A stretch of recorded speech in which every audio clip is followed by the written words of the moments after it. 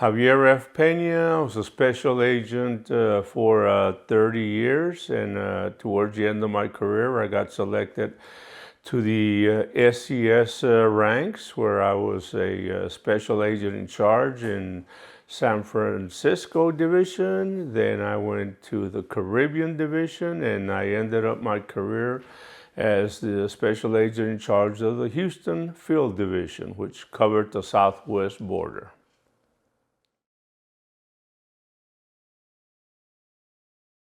The major international operations I was involved with, probably the most famous was the taking down of the Medellin cartel that was led by Pablo Escobar.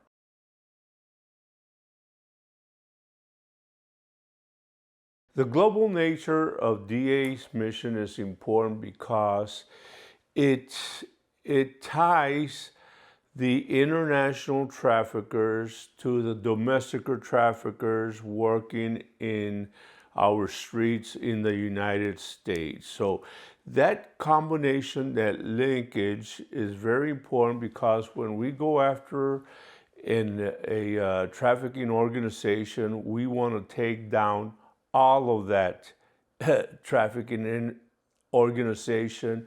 So we go after the bosses in foreign countries, and we go after, very important, the traffickers that are working in our streets of the United States.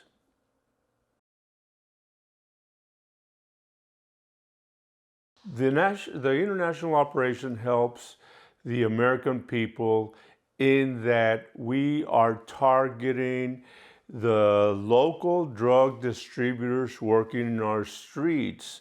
For example, like I said, we got the big bosses in Colombia, and a trafficking organization obviously needs people that are distributing the drugs on the streets of the United States. So we're going after everybody that's involved, from the big bosses to the cell heads of the streets, to the money launderers, to the drug couriers, to the guys who are bringing the drugs across the border, however it may be. Could be by airplane, could be by sea, could be by land.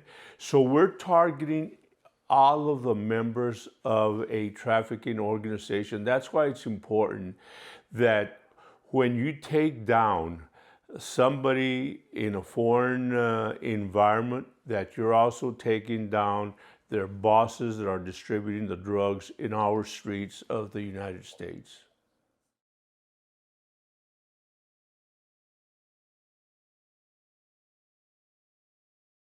Pablo Escobar is probably, like I said, the world's most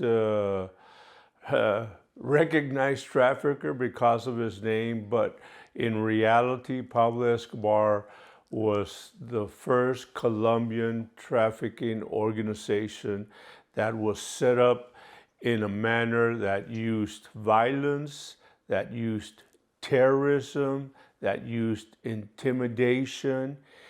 And Pablo Escobar, at one point, was responsible for 80% of the cocaine that was reaching the world. 80%.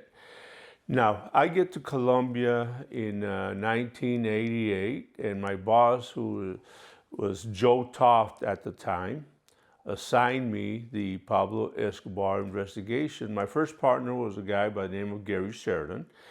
Gary Sheridan later gets on promoted and leaves Colombia. So basically, in 1988, I was investigating the organization of Pablo Escobar. Now, very important is that I call it the first search of Pablo Escobar, because, like I said, we went after him, then he self-surrendered, then the escape in 1991. And after the escape is when I teamed up with my second partner, Steve Murphy, who came in from Miami. But the significance of us being in Colombia, and the significance of the Colombian government asking for our assistance, was very important. I get to Colombia in 1988, and my boss, the country attaché, is Joe Toft, and I worked for Joe Toft in the United States. He was my boss. I was stationed in Austin. I came on DEA, I should begin, in 1984, and I started my DEA career in Austin, Texas. And under Austin, our bosses were in San Antonio, which was the ASAC, and the ASAC was Joe Toft. So after, in 1988, I put in, I put in for Mexico, and my boss comes in and says, Javier, did you put in for Colombia? I said, no, sir. Well, he says, you're being selected to go to Colombia. And my boss says, hey, we can get out of it because you didn't put in for it. I said, boss, if the paperwork's done, I'll go to Colombia. So that was all by chance. And then my boss in San Antonio, Joe Toft, gets transferred. He gets promoted to the country attaché position of DEA in Colombia. So Mr. Toft knew me, knew my work ethic. So I get to Colombia, and Mr. Toft assigns me the Pablo Escobar investigation. And I really did not know who Pablo Escobar was. But by us being there, the significance of DEA's international operations was that we were in that country as their guests, and real soon we started working hand in hand with our Colombian counterparts, with the police. So we got a confidence level. They trusted us, we trusted them. And so in 1988, I go to Medellin, and I'm helping. We had an informal task force from the Colombian National Police. And 1988 is when Pablo Escobar began his real violence. And when I say real violence, I'm talking about his initiation of terrorism. And I'll always remember being at our search block in Medellin, is that we would go after Pablo Escobar and we would be compromised.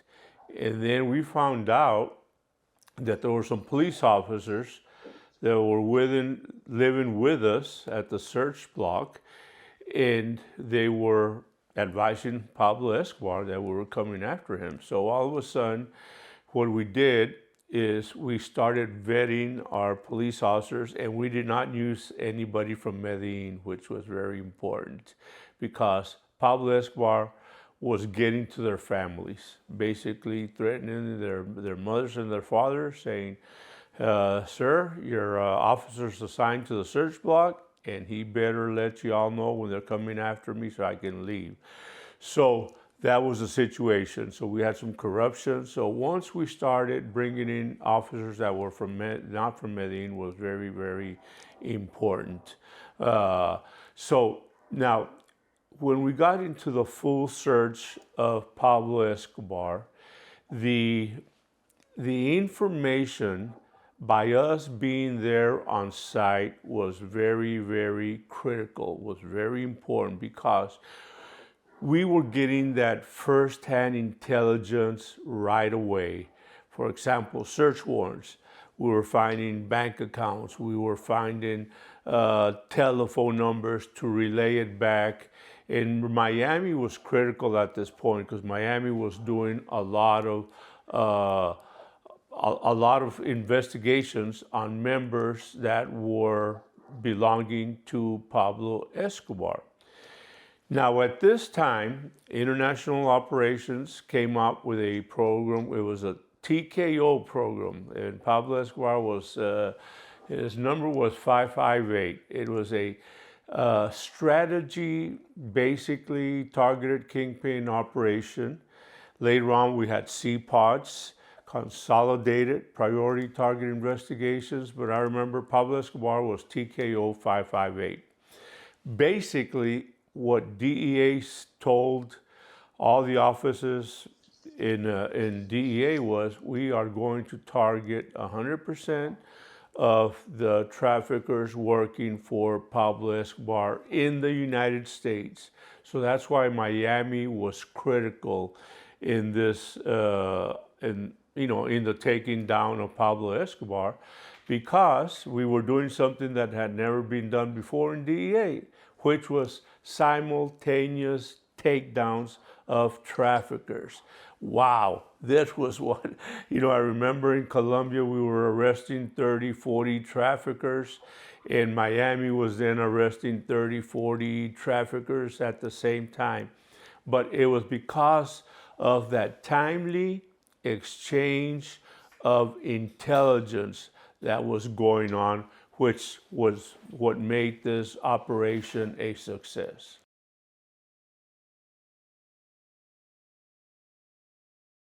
Yes, and let me explain the makeup of the Medellin cartel, because this is very, very important. The makeup was, there was one other trafficker that was more powerful, richer than Pablo Escobar. His name was Jose Gonzalo Rodriguez Gacha. They called him El Mexicano, the Mexican, because he loved tequila, mariachis, all that stuff. But anyway, when the cartel formed, there was another guy also, a guy named Carlos Later, which was very important. However, Pablo Escobar did not really like Carlos Later. Later was famous. He bought some islands in the in the Bahamas where they would traffic the dope there and then move it. So basically, once Carlos Later got arrested, it was Pablo Escobar, and his first partner was a guy by the name of Jose Gonzalo Rodriguez Gacha, El Mexicano. And I say that Gacha was more powerful, had more money than Pablo Escobar, because Gacha was the military leader of the cartel, and I'll further explain Gacha.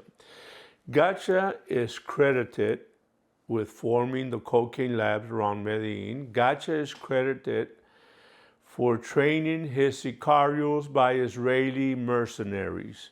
Gacha was the one who hired 12 Israeli mercenaries. There was a Colonel Javier Klein who came in to the jungles of Medellin, brought his own mercenaries, and they would have training classes in the jungles around Medellin to train sicarios how to shoot, how to kill, how to place bombs, how to detonate bombs.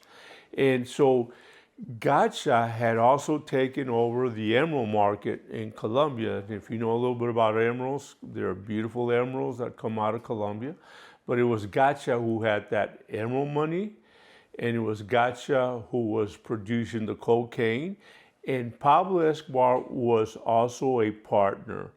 I mean, there are stories I remember where Pablo Escobar used to have to hold Gacha back because he was killing too many people. Gacha was very, very ruthless. Anyway, in 1989, DEA, we infiltrated a DEA informant into the Gacha organization, and his code name was Navigante. Navigante was responsible for the takedown of Jose Gonzalo Rodriguez Gacha. Navigante was with Gacha in 1989 in the northern part of Colombia. Obviously, we were aware, we were coordinating with our police officers, and there was a chase, and Gacha gets killed by the Colombian National Police, but it was because of a DEA informant who had given the police that information. So that was very, very important. So after Gacha gets killed, Pablo Escobar becomes the de facto boss of the Medellin cartel. And he had other partners, which were three Ochoa brothers, very famous in Colombia. It was Jorge Luis, Juan David, and Fabio Ochoa.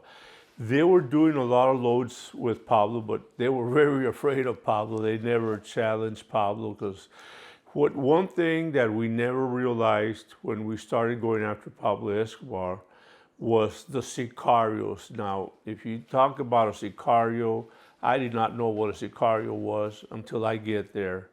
And then all of a sudden, I find out what a sicario is. A sicario is a person who wanted to work for Pablo Escobar and would do anything that Pablo Escobar wanted them to do, which, like I said, when we started going after Pablo Escobar, we started seeing this sicarios. Who are sicarios? What are they doing? I don't know what a sicario is.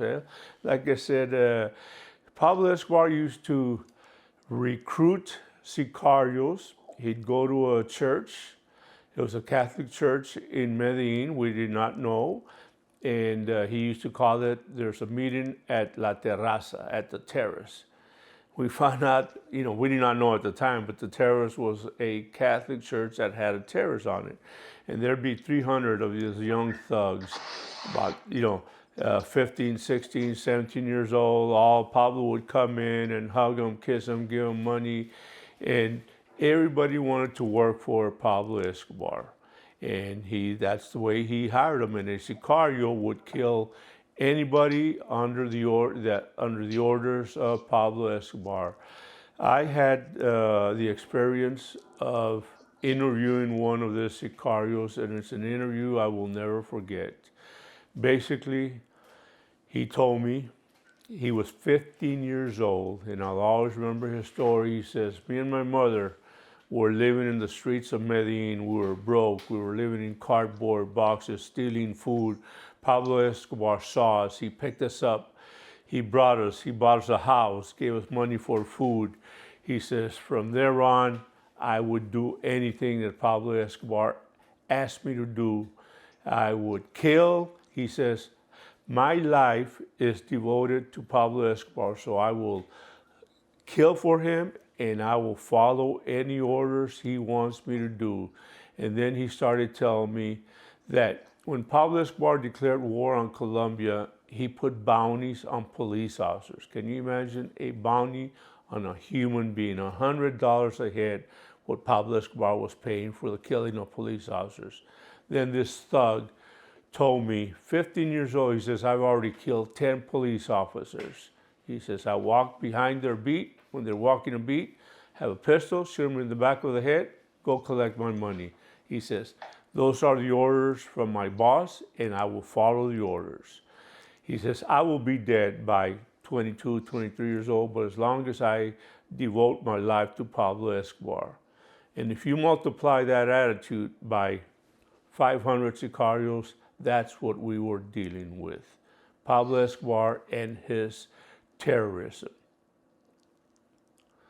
Now, and if I can also say that in 1988, as I've mentioned before, I call Pablo Escobar the inventor of narco-terrorism. Why? Because he is the one who was placing bombs in the streets of Medellin, placing car bombs in Bogota, 10 to 15 car bombs on a daily basis. I experienced several car bombs, and it's a feeling, and it's a noise you never will forget. You hear that muffled sound, then you see that black smoke rising, and then you see body parts. 10 to 15 car bombs on a daily basis. That's what Pablo Escobar was doing. That was the start of his terrorism. Then he put a bomb on a commercial airline, Avianca, 1989, going from Bogota to Cali. He thought there was going to be a presidential candidate on board that plane, and that presidential candidate did not travel that day. He was supposed to travel. At the last minute, he canceled his planes.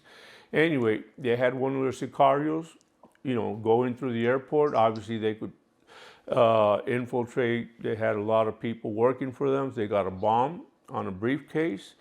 And when that plane took off going from Bogota to Cali, 1989, and it was supposed to be, they told the sicario it was a recording device, that he was going to be recording the guy sitting on his right because the boss did not trust him.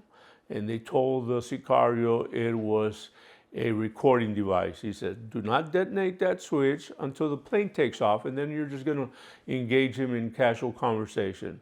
Yeah, the plane took off. He turned on that switch and it was a bomb. 107 innocent people were killed on board that airline, Avianca Airlines, bomb placed by Pablo Escobar terrorism. That was, like I said, the start of Pablo Escobar's terrorism. Then also in 1989, a famous presidential candidate, Luis Carlos Galan, was running for president of Colombia, and he was going to be elected president of Colombia. His approval rating was 95%, and his main platform was that if I'm elected president, I will bring back extradition, which Pablo Escobar hated. Pablo Escobar's fight, a lot of people do not realize, was based on extradition. He did not want to come to the United States to be placed in a jail cell. So that was his fight was all about. And I remember distinctly when they killed presidential candidate Luis Carlos Galan. And by the way, Luis Carlos Galan did not like Pablo Escobar because Galan knew that Pablo was a trafficker. So his aim was to extradite Escobar to the United States. And that's why Escobar had him killed. After Escobar gets killed, that's when we put a full court press in Colombia. At Colombia's assistance, Colombia asked DEA for help, for assistance, and we provided. We provided analysts, we provided agents, and again, what we were doing was taking down anybody working for Escobar in the United States, Miami, Houston, New York, Los Angeles, and Escobar had a lot of people working in the city. So that's how that fight on Escobar initiated, by everybody joining forces and going after anybody that was working for Pablo Escobar.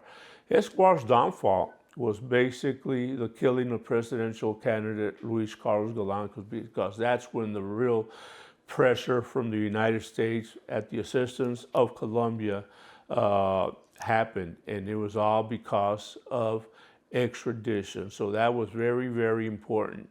So basically what happened,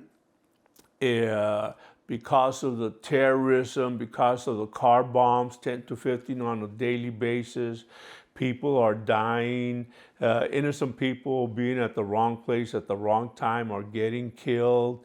Like I said, the car bombs. And then he had the audacity, after a car bomb site, they would drop leaflets. And the leaflets would say, the extraditables, I prefer a tomb in Colombia than a jail cell in the United States.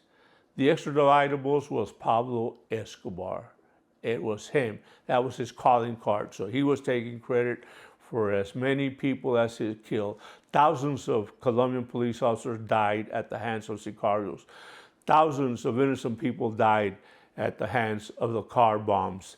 Thousands of people were getting, like I said, killed. He was starting to kidnap important politicians. He kidnapped, there's a famous journalist, Diana Turbay, who was kidnapped. There's a famous mayor, Andres Pastrana, later on became president, who was kidnapped, trying to show Colombia basically to bend as to what Escobar wanted them to do, and that worked. So in 1991, because of the pressure that we were putting and because of the terrorism, that's when Colombia struck a deal with Pablo Escobar, and that's the famous self-surrender that we all know happened, where Pablo Escobar self-surrendered into his own prison that he built. Pablo Escobar financed his prison. Pablo Escobar, he paid the guards' salaries, and Pablo Escobar did not allow any inspection, any visitors into his so-called prison. And that was because of Pablo Escobar's terrorism that happened. However, after about a year in his so-called prison, basically Pablo Escobar escapes. We're talking 1992, And he escapes because DEA finds out that Pablo is killing a lot of people in Medellin. So basically, Colombia says, we're going to move Pablo Escobar. So they came in to move him, about 20 Colombian military guys, and there's a firefight. And Pablo Escobar and 7 sicarios walk out of his so-called prison. Myself and my partner then, Steve Murphy, joins me. And I'll never forget, the first day after Pablo Escobar escapes, we go to the prison and we find out that the prison is a sham. It's a country club. There were no bars. Pablo Escobar was living a life of luxury. And this is the time that the Colombian government asks for our assistance, and we are embedded in the Colombian National Police Search Block. When I mean embedded, we are living with our partners in Medellin, going after one person, Pablo Escobar, and his organization.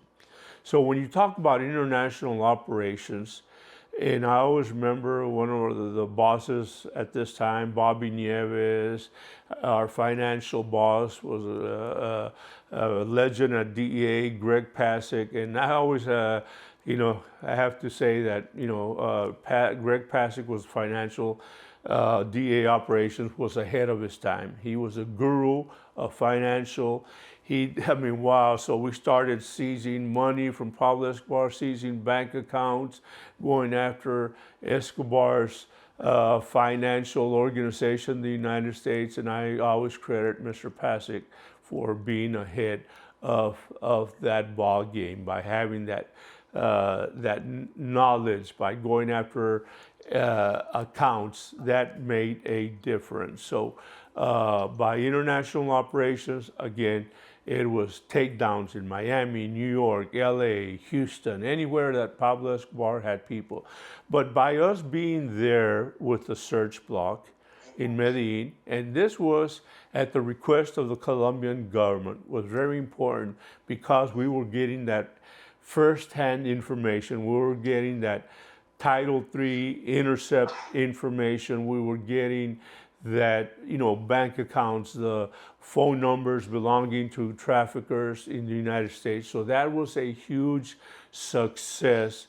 And, at this time, we were basically setting up the model for DEA, setting up how we did it with the help of our foreign counterparts, with the help of our DEA international operations. So by us being there, and this is at the request of the Colombian government, we're able to contribute to the takedown of a total and complete organization that was led by Pablo Escobar.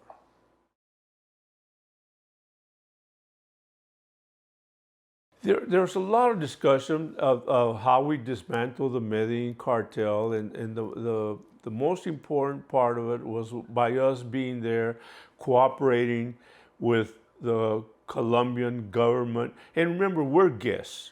And but that exchange of intelligence was critical to DEA, and I cannot overemphasize because, and also, we were taking down a lot of cocaine loads that were going to Europe, the United States. We were taking down the famous cocaine laboratories, at this time. And the cocaine laboratories were producing about 1,000 kilos of cocaine on a daily basis. And DEA did a study, and basically we said, hey, to produce 1 kilo of cocaine, it's going to cost about $1,000. To send it to the United States is going to cost about $5,000. So Pablo Escobar's initial investment for 1 kilo was about $5,000. During the mid-'80s, that kilo in Miami was going anywhere from $60,000 to $80,000. That kilo in Europe was getting Pablo Escobar $100,000 per 1 kilo of cocaine. So if you do the math, 2,500 kilos of cocaine, that Pablo Escobar was sending on a daily basis, that's how Pablo Escobar was getting billions of dollars, billions. His total wealth was about $30 billion. And this is why Pablo Escobar became so powerful, because of that money that was being brought in because of the cocaine. And Pablo Escobar was experimenting in the banking system, so he wanted a lot of cash. So Pablo Escobar had a lot of cash to operate. And, you know, and it's very important. One thing I forgot to mention, that there was another trafficker that was very, very important. And I always say that he never got the credit. The guy's name was Gustavo Gaviria Rivero, who was Pablo Escobar's first cousin. They loved each other. They were like brothers. But when I say that Gustavo Gaviria has always been neglected in this story, Gustavo Gaviria was the brains of the Medellin cartel, because he had the distribution contacts all over the world. Gustavo Gaviria was dealing with the Mexican traffickers during the mid-'80s.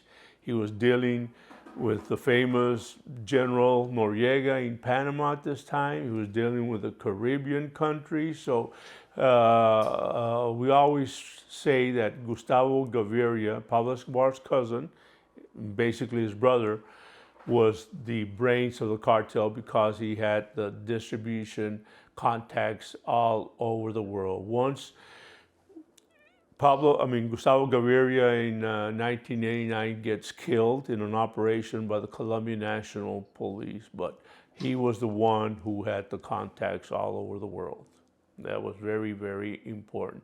And like I said, I cannot overemphasize that cooperation, that exchange of that timely information that was being done at this time. And this is the first time Pablo Escobar's organization, all of it, had been taken down. I'm talking from the bottom to the top. I'm talking the top to the bottom. Like I said, this is the first time in DEA that a total trafficking organization is dismantled.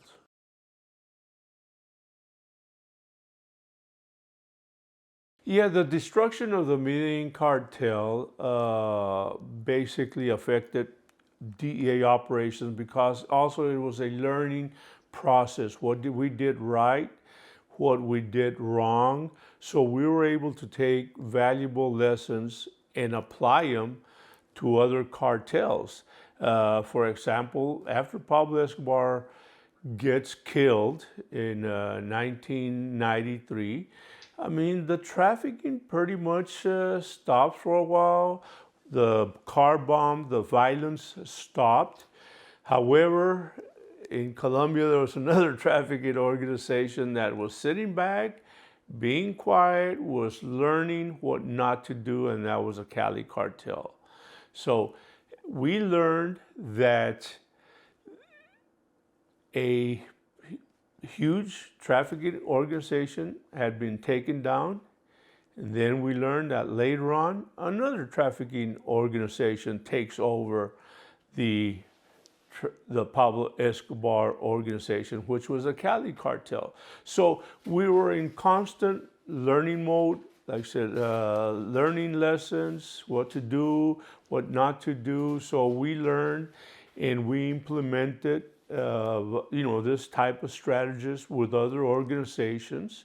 And that's what basically later led on to our, working with our, with our host governments and going after these traffickers.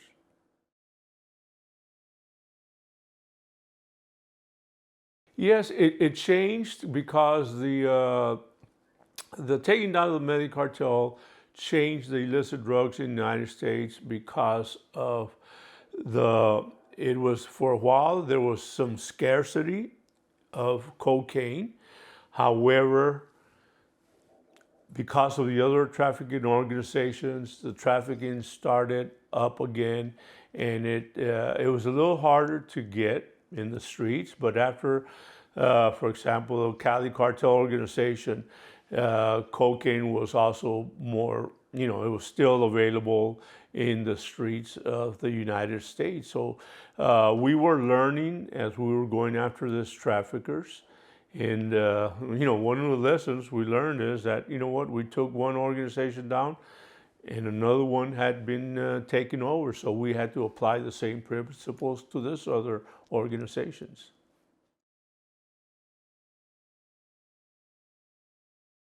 The changes after Pablo Escobar were that we needed to work closer with our host countries in going after these traffickers, and it was a matter of uh, trusting our partners, helping them out, training, which was very important. We then started providing a lot of training. We started providing a lot of resources, a lot more equipment, so we could basically uh, gather that intelligence. So in international operations, then we started. I remember sending like Colombian police officers to train in the United States. We started sending them to DEA training schools, sort of helping them along as to the techniques that we were using to combat these traffickers, which was very important. The training, the resources, and like I said, basically teaching them what DEA was all about, and teaching them our DEA techniques, our tactics, our intelligence, resources, and to go going after these traffickers.